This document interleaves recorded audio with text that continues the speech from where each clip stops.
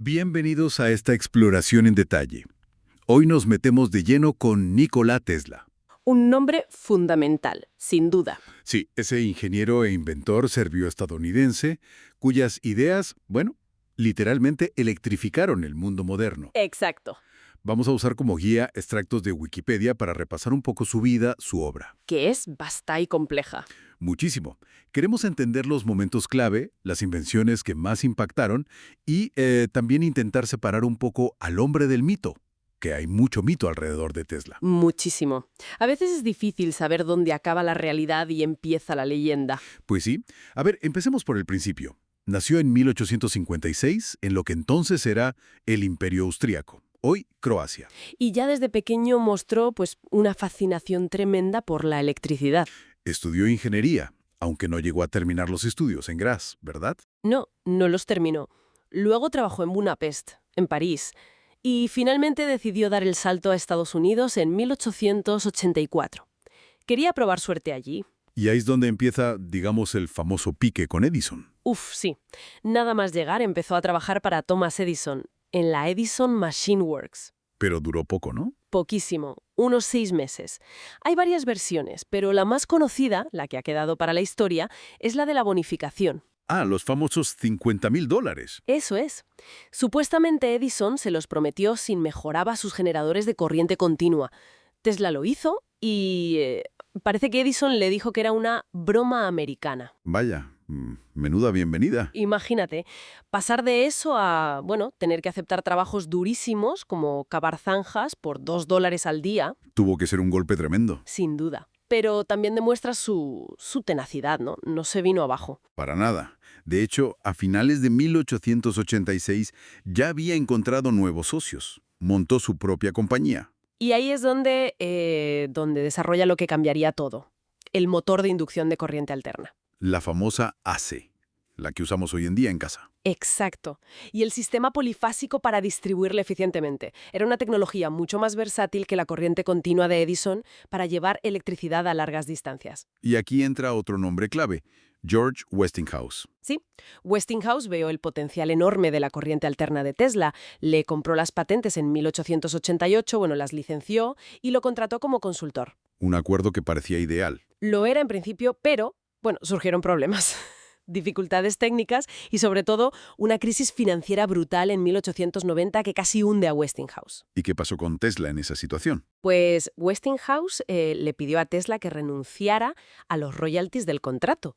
Eran muy sustanciosos, ¿eh? ¡Ostras! ¿Y aceptó? Sorprendentemente, sí, accedió.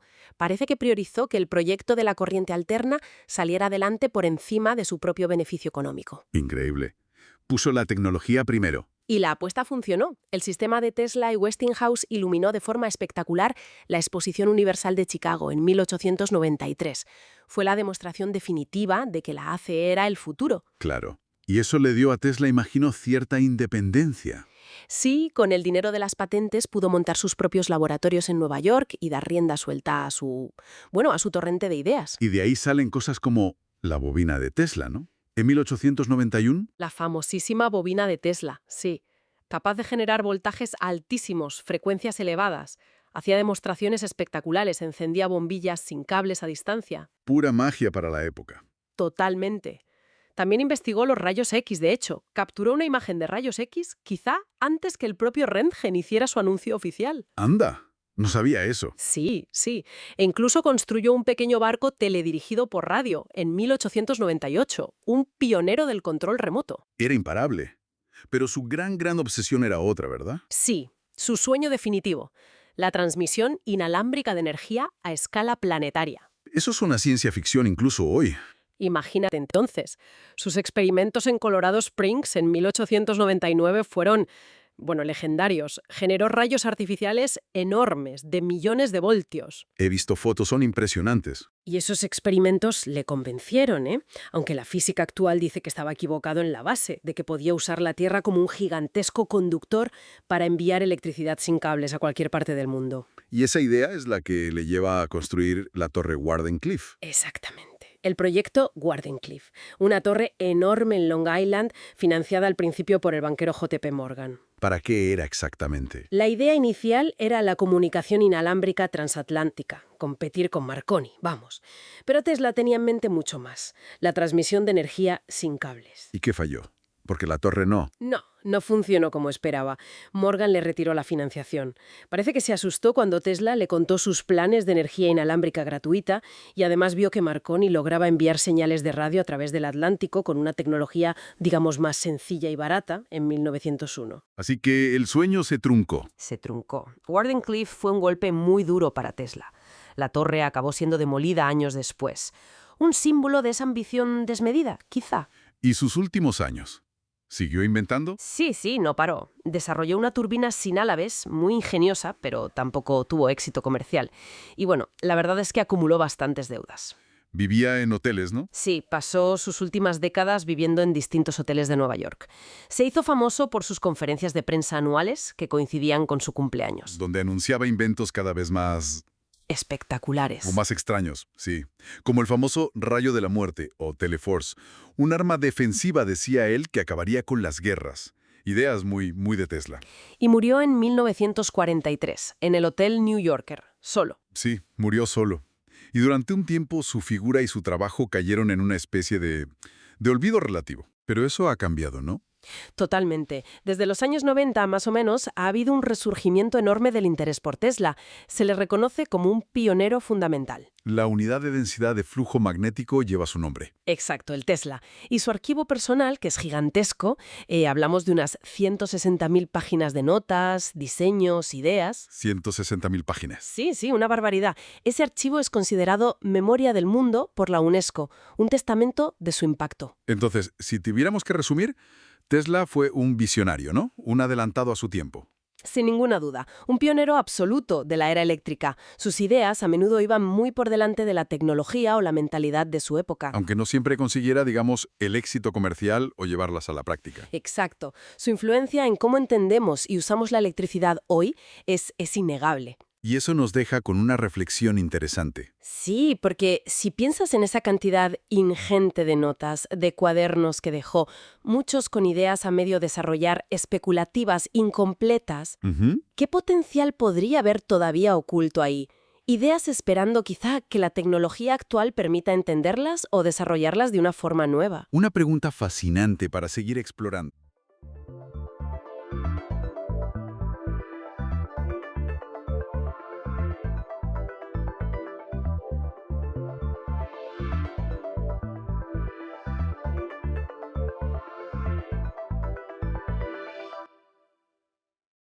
Bienvenida o bienvenido.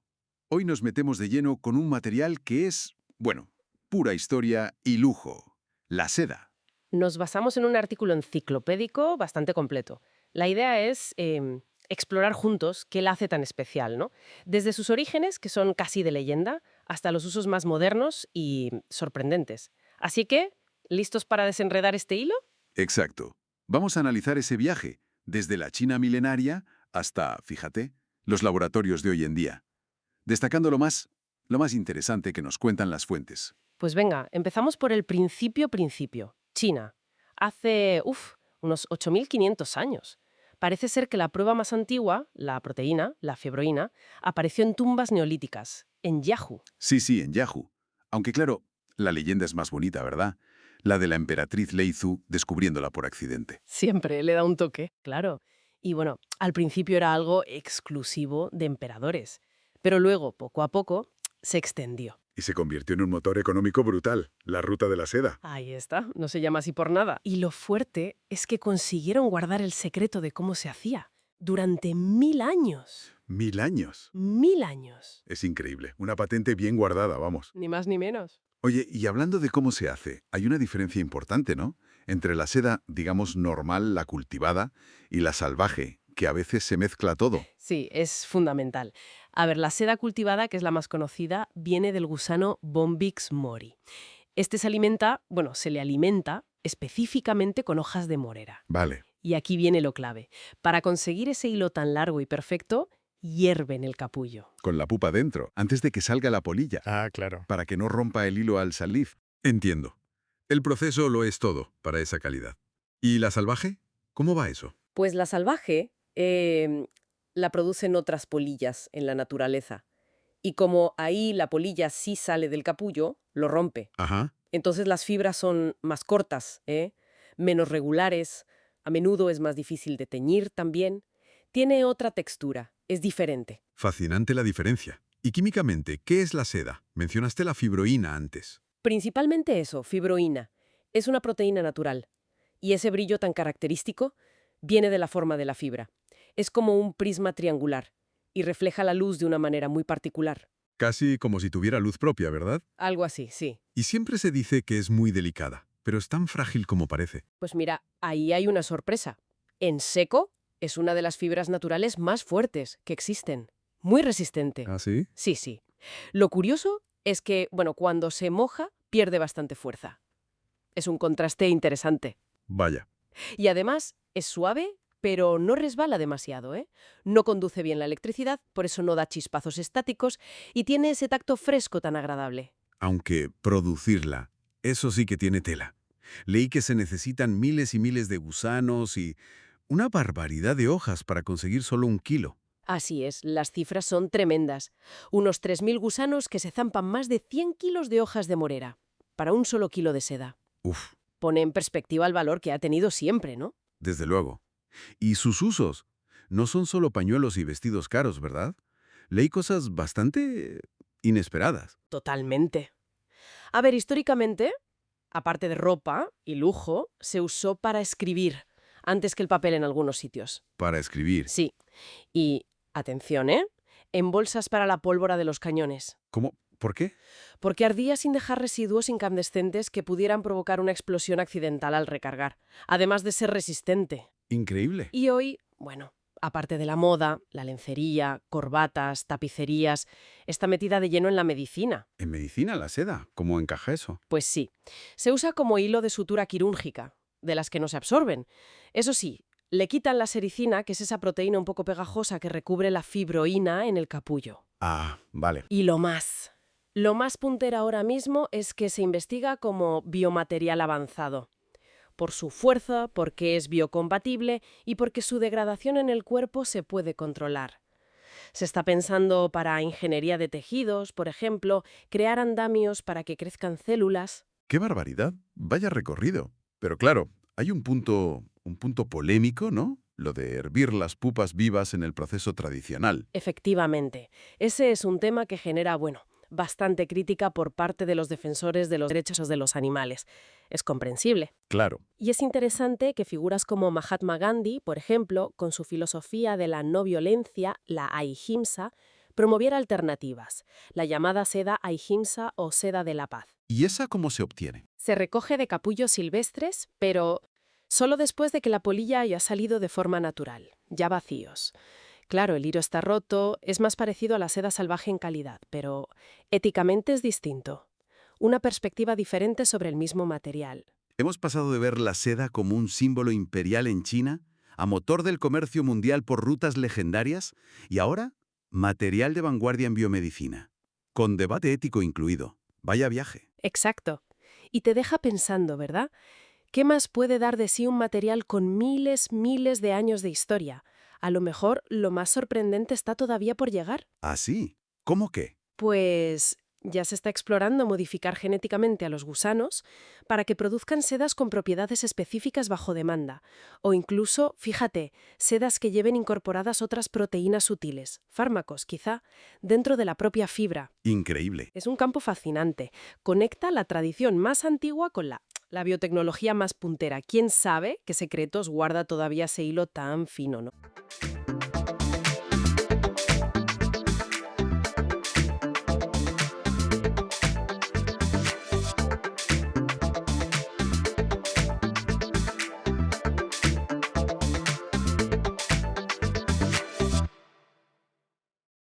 Bienvenidos. Hoy nos metemos de lleno en el mundo de las vitaminas. Son esos compuestos vitales que necesitamos sí o sí en la dieta. Vamos a usar como guía un artículo muy completo de Wikipedia.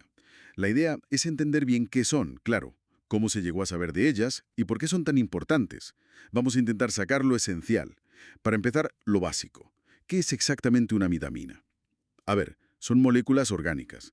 Las necesitamos, pero en cantidades mínimas, muy pequeñas, para que el metabolismo funcione como debe ser. Y la clave es, bueno, que nuestro cuerpo no las puede fabricar, o fabrica muy poca cantidad, así que dependemos de la comida. No son minerales, ni ácidos grasos esenciales, ni aminoácidos esenciales. Son otra cosa. Y bueno, hay 13 principales reconocidas. La A, todo el grupo B, que son unas cuantas, la C, D, E y K. Exacto.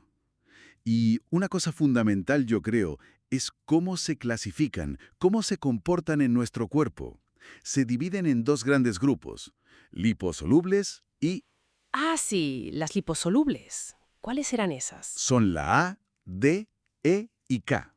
Lipo significa grasa, así que se absorben junto con las grasas de la dieta. Y, ojo, porque se pueden almacenar en el cuerpo, en el hígado, en el tejido graso. O sea que un exceso... Pues eso, que un exceso puede ser un problema. Sobre todo con la A y la D, pueden llegar a ser tóxicas si nos pasamos mucho. Hay que tener cuidado. Vale, vale. ¿Y el otro grupo? Las hidrosolubles, que son todas las del complejo B y la vitamina C. Estas se disuelven en agua. Hidro, agua. Y por lo general, el cuerpo elimina el exceso más fácilmente por la orina. Ah, claro. Por eso, normalmente necesitamos un aporte más constante de estas, porque no se almacenan igual. Entiendo. Entonces, con las liposolubles más precaución, ¿verdad? Sobre todo si alguien toma suplementos y tal. Exactamente.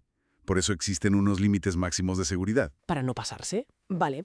Pero, a ver, ¿cómo se descubrió todo esto? Porque parece algo muy básico hoy, pero no siempre se supo. La historia tiene que ser interesante. Pues sí, la verdad es que es fascinante.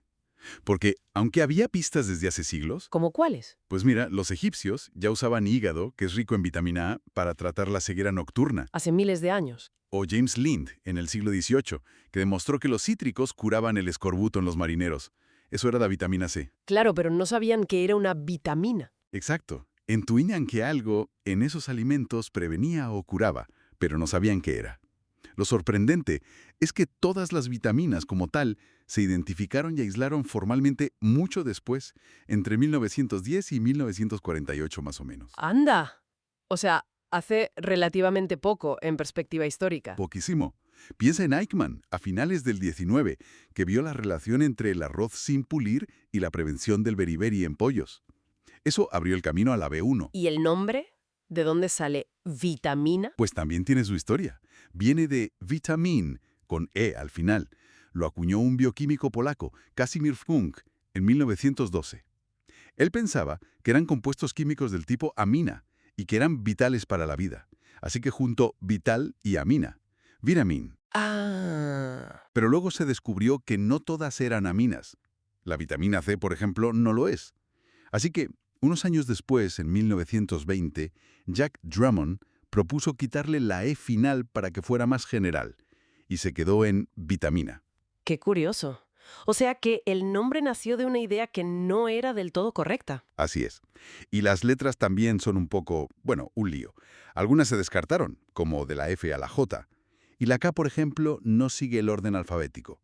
Viene del danés coagulation, porque se descubrió investigando la coagulación de la sangre. Tiene sentido. Y, bueno, hablando de funciones, son súper variadas, ¿no? Muchísimo. Cada una tiene su papel, o varios. La A, por ejemplo, para la vista, el crecimiento. Sí, regulación celular, sistema inmune. La D, que actúa casi como una hormona, es crucial para los huesos, para el calcio. Las del complejo B, esas siempre oigo que son para la energía. Exacto, son coenzimas. Ayudan a las enzimas a hacer su trabajo, sobre todo en el metabolismo energético, para sacar energía de lo que comemos. Y la C y la E.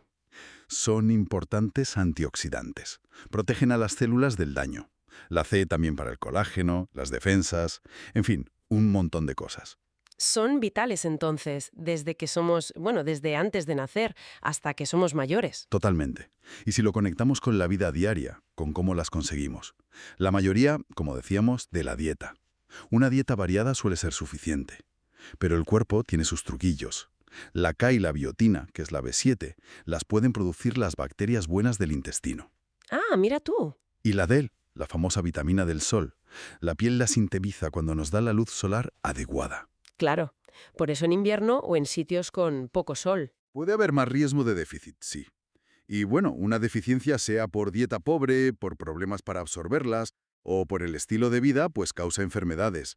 Las clásicas, ¿no? Escorbuto, beriberi, raquitismo. Y el exceso, que ya lo comentabas antes con las liposolubles. Eso es, la hipervitaminosis. Por eso hay niveles máximos recomendados, los ULs que dice el artículo. No por tomar más cantidad va a ser mejor, siempre. Incluso cocinar la comida puede afectar, ¿no? Claro, las hidrosolubles, como se disuelven en agua, se pueden perder si cueces mucho las verduras y tiras el agua. Y algunas son sensibles al calor o a la luz. Temas suplementos. ¿El artículo menciona algo sobre ellos? Sí, apunta que su regulación legal es diferente a la de los medicamentos. A menudo se consideran complementos alimenticios. Y que la evidencia científica fuerte sobre si previenen cáncer o enfermedades del corazón en gente sana, pues que es limitada, ¿no? Eso dice. Que para la población general sana, la recomendación suele ser obtener las vitaminas de una dieta equilibrada. De hecho, menciona estudios donde dosis altas de suplementos de A y E, lejos de ayudar, se asociaron con efectos negativos en grupos específicos. Como lo del betacaroteno y los fumadores, que se suele citar mucho. Exacto, ese es un caso muy conocido. Pareció aumentar el riesgo en lugar de disminuirlo. Vale, entiendo. Entonces, para ir resumiendo, las vitaminas son micronutrientes, orgánicos, esenciales, descubiertas no hace tanto realmente, después de siglos de enfermedades que no se entendían, y cada una tiene funciones súper específicas y complejas. Entenderlas es básico para saber de nutrición. Totalmente. Y esto nos deja quizá con una reflexión final, ¿no? Históricamente, la gran lucha fue contra las deficiencias graves. El escorbuto, el raquitismo, esas enfermedades que diezmaban poblaciones. Pero hoy, en muchas partes del mundo, con dietas más variadas, alimentos fortificados, la situación ha cambiado. La pregunta ahora es, más allá de prevenir esas grandes enfermedades carenciales, ¿qué papeles más sutiles juegan las vitaminas en optimizar la salud del día a día, en el sistema inmune, en la prevención a largo plazo de enfermedades crónicas, en el envejecimiento? Conocemos ya toda la historia. Buena pregunta. Yo creo que todavía hay mucho por descubrir sobre cómo interactúan entre ellas y con nuestra genética, nuestro estilo de vida. Es un campo que sigue muy activo. Una reflexión interesante para seguir explorando.